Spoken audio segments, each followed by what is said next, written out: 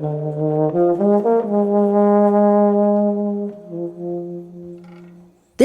is the WZRD News.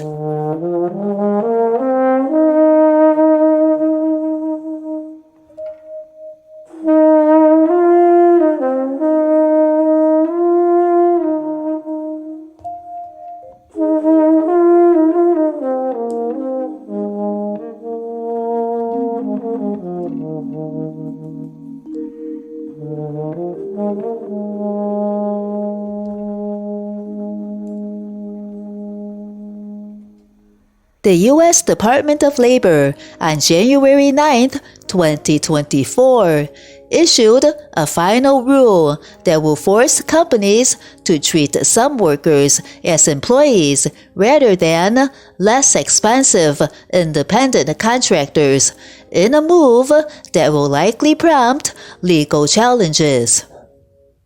The rule is widely expected to increase labor costs for businesses in industries that rely on contract labor or freelancers such as trucking, manufacturing, healthcare, and app-based gig services. Most federal and state labor laws, such as those requiring a minimum wage and overtime pay, apply only to a company's employees.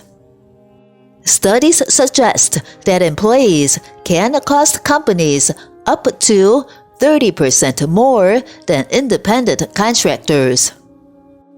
The rule will require that workers be considered employees rather than contractors when they are economically dependent on a company. It replaces a Trump administration regulation favored by business groups that said workers who own their own businesses or are free to work for competing companies can be treated as contractors. The new rule adopts a standard that courts have used for years to determine the proper classification of workers. That standard looks at several factors, including the degree of control companies exercise over workers and whether the work performed is an integral part of a company's business. The Labor Department said it does not expect the rule to lead many companies, let alone entire industries, to reclassify workers. It will enable more effective enforcement against businesses that purposely misclassify workers to save money. Business groups and Republican lawmakers strongly criticized the rule, saying it will cause millions of workers to lose opportunities to earn money and would create confusion that will spur costly litigation. U.S. Senator Bill Cassidy, a Republican from Louisiana, said the rule would bolster labor unions' efforts to increase their membership, as independent contractors and freelancers cannot join unions.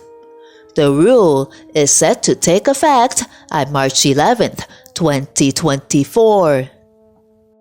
Acting U.S. Labor Secretary Julie Su said the misclassification of workers as contractors rather than employees particularly harms low-income workers who would benefit the most from legal protections such as a minimum wage and unemployment insurance. Worker advocates and some Democratic officials praised the rule, saying it was necessary to ensure basic protections for workers. Chamber of Progress, a trade group that represents tech companies, said the rule could impact gig workers depending on how the Labor Department enforces it. Reclassifying independent contractors as companies' employees could negatively impact an estimated 3.4 million gig workers, resulting in $31 billion in lost income, the group said. Companies, including Uber Technologies and Lyft, have expressed concerns about the rule, but have said they do not expect it to lead to their drivers being classified as employees. Uber, Lyft, and DoorDash said they did not expect the rule to change the way they do business. Source: Reuters, January 9th, 2024.